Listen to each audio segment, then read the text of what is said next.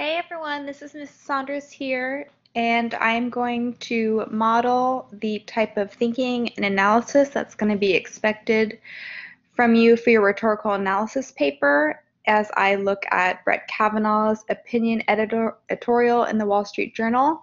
This is published on October 4th, so it was shortly after his hearing at the Senate Judiciary Committee. My thesis for my paper is to convince the public of his ability to remain politically impartial. Brett Kavanaugh uses pathos to elicit sympathy for his position, particularly as a family man, as well as rely on ethos to build his position and logos to ensure he will continue to be an effective member of the judicial body. Some background context for the opinion editorial, the source text I'm choosing to analyze today. Brett Kavanaugh was accused by Christine Blasey Ford, who is a professor at a university in California. I also think some important context to know about the issue at large is that it comes in context in a time of the Me Too movement, when powerful men are being held accountable for their behavior in terms of women. Another piece of context that I thought would be important for my readers to know was that similar allegations were made against Clarence Thomas during his confirmation process by Anita Hill, and he was eventually confirmed. Another piece of context that I thought would be important was that what Brett Kavanaugh references a lot in this op-ed that he wrote in the Wall Street Journal is how he became intensely emotional during his questioning, and made some comments that could lead some people to believe he was not an impartial judge. He kind of criticized how hard the process had been on his family, and I believe he made some comments kind of directing his anger towards the Democratic Party for resulting in the situation. So this is going to be important for the text that we're looking at right now. So Kavanaugh's overall claim is his main stance in his op-ed was that if confirmed by the Senate to serve on the Supreme Court, I will keep an open mind in every case and always strive to preserve the Constitution of the United States and the American rule of law. So what he's saying is, in spite or despite of what his behavior might have looked like in front of the Senate Judiciary Committee, he is still able to be a non-biased and apolitical member of the judiciary body. He says of his emotional outbursts, which I kind of told you a little bit about when I gave you some context, he says, I was very emotional last Thursday, more so than I have ever been. I might have been too emotional at times. So here he's kind of acknowledging some fault in that respect.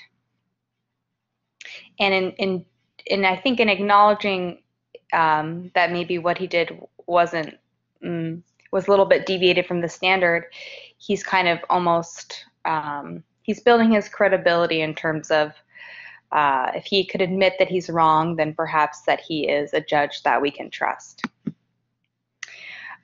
He provides some assurance, in spite of his emotional outburst. As I explained that night, a good judge must be an umpire, a neutral and impartial arbiter who favors no political party, litigant, or policy. So he's saying, in spite of my emotional outbursts in which I might have said things that would make people question whether or not I could be an impartial member of the Supreme Court, I am still determined to be a good judge who would not favor the Republicans over the Democrats. So we see a lot of use of pathos in this article, and I think he does this to try to elicit sympathy for the position that he was put in, to make a person understand why he may have become angry or emotional during the hearing. So he says, "My time in high school and college more than 30 years ago has been ridiculously distorted. My wife and daughters have faced vile and violent threats." So there he's kind of putting not only himself and explaining, but how his family has been put on the line.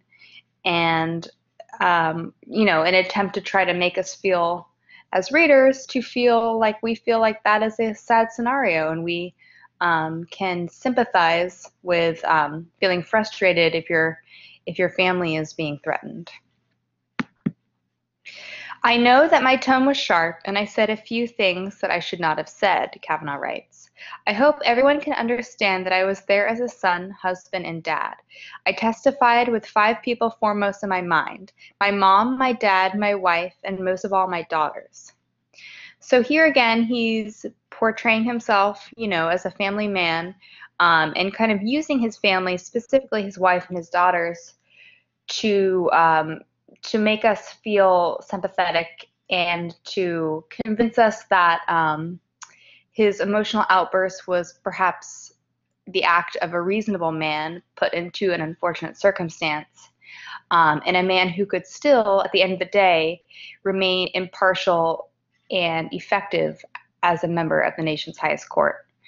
And I think it's also relevant here that he is mentioning his young daughters. I feel like almost, a young child is, it's almost like a universal rhetorical appeal in that sense, because despite what any person might think about Brett Kavanaugh's politics, political ties, no one wants to see, and everyone can understand being upset, why a parent would be upset that his children were distressed, or that if his integrity were to be questioned, if it would impact the lives of his daughter, that would be upsetting for a reasonable person.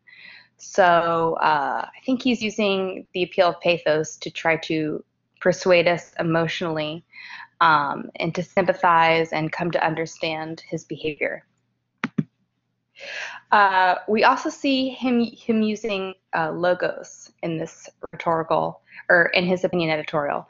He says, "Going forward, you can count on me to be the same kind of judge and person I have been for my entire 28 legal career. Hardworking, even-keeled, open-minded, independent, and dedicated to the Constitution and public." So here we see he's making the claim that although, and I'll make a side note and speak for a lot of people here, even though I'm surely not speaking for everyone. I'm sure most of us were not acquainted with Brett Kavanaugh until his confirmation to the Supreme Court. But what he's trying to say here is that he has had a long legal career which has been free of scandal. And I think he mentions his mention of the 28 years is important, because he's saying, "I was a hardworking, even-keeled, and unaccused man for 28 years and had a very normal career, and I continue to can continue to be that man after this after he claims the erroneous accusations subside." So, and he's using logic.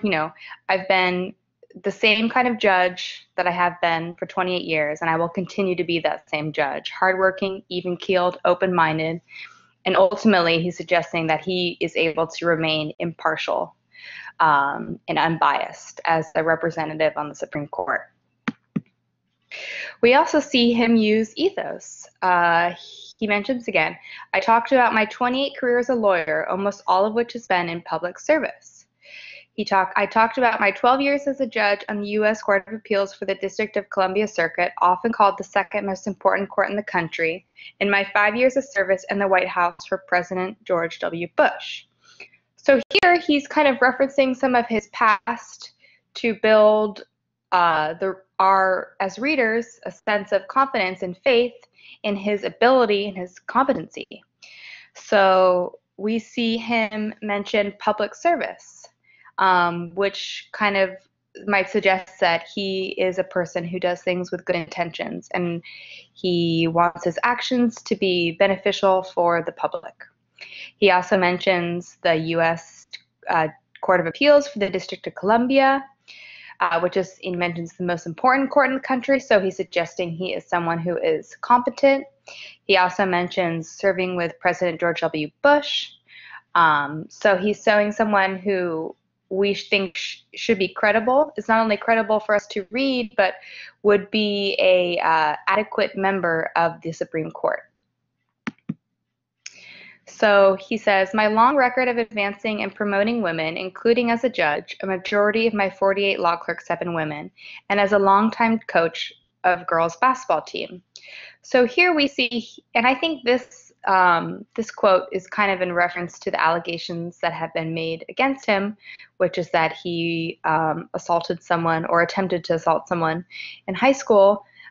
He says, actually, you know, he's kind of trying to build his credibility in his our belief in his good faith by saying, actually, 48 of my law clerks have been women, and I actually, as if to imply he is actually someone who promotes the careers of women, has interest in women's rights and women's values. And in continuing his portrayal of himself as a family man, he again mentions that he's a longtime coach of girls' basketball teams. This is again kind of trying to build himself up as someone who is empathetic and cares for other people, and is therefore someone that we can trust as a speaker, or as I should say in this case, as a writer. So in conclusion, Brett Kavanaugh used rhetorical devices. I would say the crux of his argument was mainly dependent on his use of pathos to convince the American public of his political impartiality and overall his ability to serve on the Supreme Court. I think he wrote this article in part to attenuate the concerns of some of his critics. In my opinion, though he implemented some of the rhetorical appeals effectively, the opinion editorial was largely ineffective. I felt that a lot of the problems that I had with the argument's effectiveness had to do with the context of the situation. And that included, you know, the credible accusations had been made against him, as well as his behavior in the hearings. Overall, I felt the failure of pathos to operate as he intended, and I fear the opinion editorial had the opposite impact of his desires. And I think, so why I think largely the argument failed was it was largely a failure of pathos, that he had kind of failed to elicit the sympathy that he had desired to. And he also, I felt, failed to convince me personally about his commitment to helping women through hiring female law clerks. Then again, I might not be a member of his intended audience.